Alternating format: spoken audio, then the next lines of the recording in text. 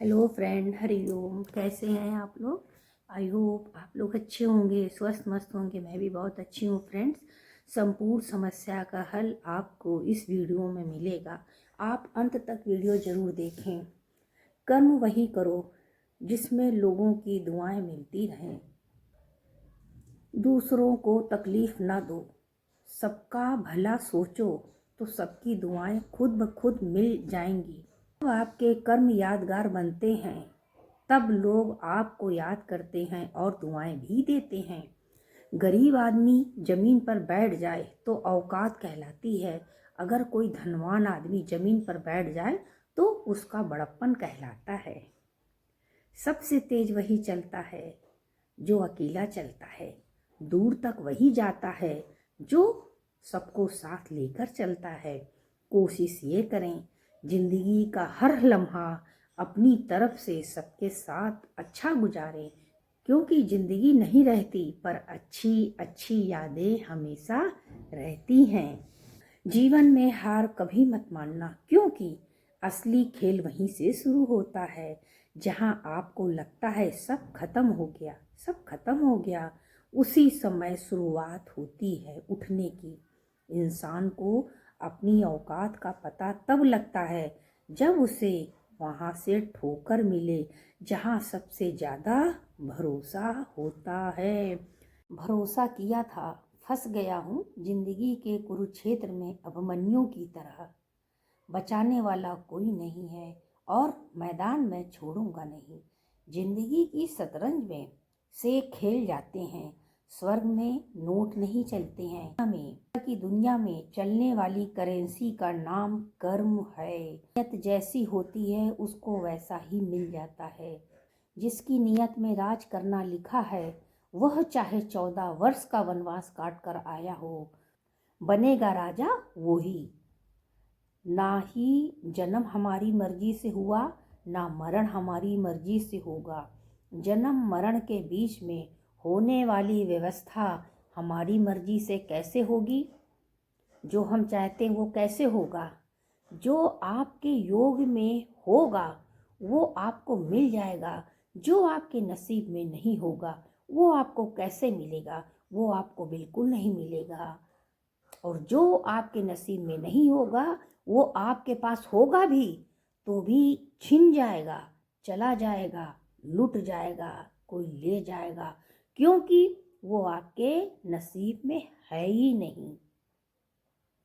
आपका काम है कर्म करना, वो आप करते रहें।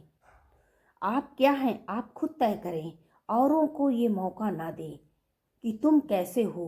एक दिन पति पत्नी से बोला, चलो कहीं घूमने चलते हैं। पत्नी बोली, मेरा मन नहीं करता, मैं नहीं जाऊंगी, तुम जाओ। बोला, मैं कैसे जाऊं? सारी जिंदगी बच्चों को पढ़ाने लिखाने घर और ऑफिस के चक्कर में मैं फंसा रहा। अब मैं सोचता हूँ चलो कहीं घूमा जाए। पत्नी ने बोला, जब मेरी उम्र थी मैंने आपसे कहा तब तो आप घूमे नहीं। अब ना ही मेरी उम्र है ना मेरा ही मन है। उस समय आप समझ जाते तो सही समय में सही काम कर लेते। माना आप दोनों चीज कर सकते थे तो आपको मेरी कोई परवाह नहीं थी। इसलिए कहते हैं सही समय में सही काम करने से ही उन्नति होती है। न्याय मिलने पर किसी के घर में अंधेरा हो जाता है, किसी के घर में दीपक जल जाता है। दोनों पक्ष में सुलह करने से दोनों घरों में उजेला हो जाता है। सुलह में भलाई है, जाने कंधाई है। किया है क्या मेरा हाल मेरे कर्मों ने।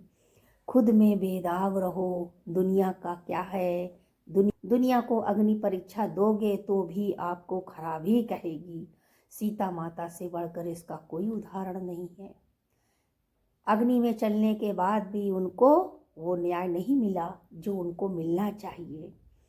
संपूर्ण समस्या का हल आपके विचारों का है, क्योंकि विचारों का सारा खेल यहाँ। सुजागी का मैं दीपक हूँ, जिसे अपना समझोगे वो ही आपको देखेगा नहीं, आपको धोखा देगा, आपको समझने की कोशिश नहीं करेगा।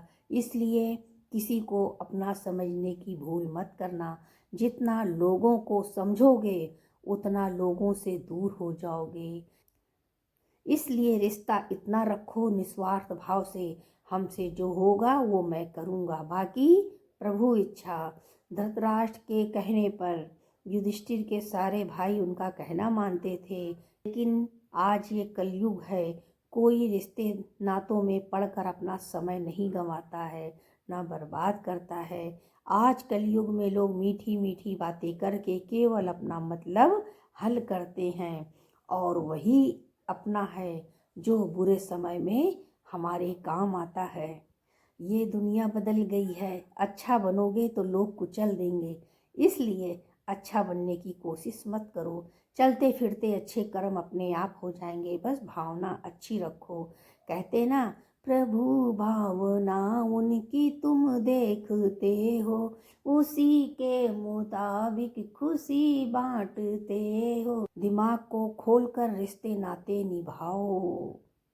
कीमती से कीमती रिश्ता दोबारा मौका नहीं देता, इसलिए किसी को दूसरा मौका नहीं देना चाहिए। जिसने आज आपके साथ विश्वासघात किया वो कल भी करेगा। हर आदमी मतलबी स्वार्थी हो गया है, लेकिन ये सच है। श्री कृष्ण भगवान कहते हैं, जो चोट पहुँचाए वही हमारी आंखें खोलते हैं। अगर ये लोग हमें चोट ना पहुँचाते तो हमको हमारी मंजिल दिखती नहीं, वो रास्ता हम पकड़ ही ना पाते। इसलिए उनके भी पैर छुओ जिन्होंने हमको चोट पहुँचाई है। श्री कृष्ण भगवान कहते हैं, जो मुझे बचता है मैं उसका योगक्षेम खुद उठाता हूँ। यहाँ सब कुछ बदल जाता है, यहाँ तक हम आप भी बदल जाते हैं। बचपन से जवानी, जवानी से बुढ़ापा, बुढ़ापे से शमशान, और फिर एक यात्रा शुरू होती है प्रभु से मिलने की। मोह के कारण शेर भी गीदड़ बन जाता है। अर्जुन युद्ध के मैदान में मोह के कारण युद्ध करने से मना कर दिया। बुद्धिमान बनो, इस दुनिया में आए हो तो दुख भी मिलेगा सुख भी मिलेगा। दुख किसी को प्यारा नहीं है, सभी को सुख प्यारे हैं। और भगवान जी कहते हैं, सुख आते हैं दुख जाते हैं, इन आते जाते सुख दुख में हम मस्त रहते हैं। यहाँ सब कुछ बदल जाता है, यहाँ कुछ परमानेंट नहीं है। दो सहेलियाँ थीं, आपस में काफ़ी प्रेम करती थीं। दोनों बहुत दिन बाद मिली। दोनों ने एक दूसरे का हाल चाल लिया। बोली, बहन कैसी हो, तुम्हारे बाल बच्चे कैसे हैं? उन्होंने कहा, मैं बहुत अच्छी हूँ। तो दूसरे फ्रेंड ने कहा कि बहन कोई लड़का बताओ मेरी पोती के लिए।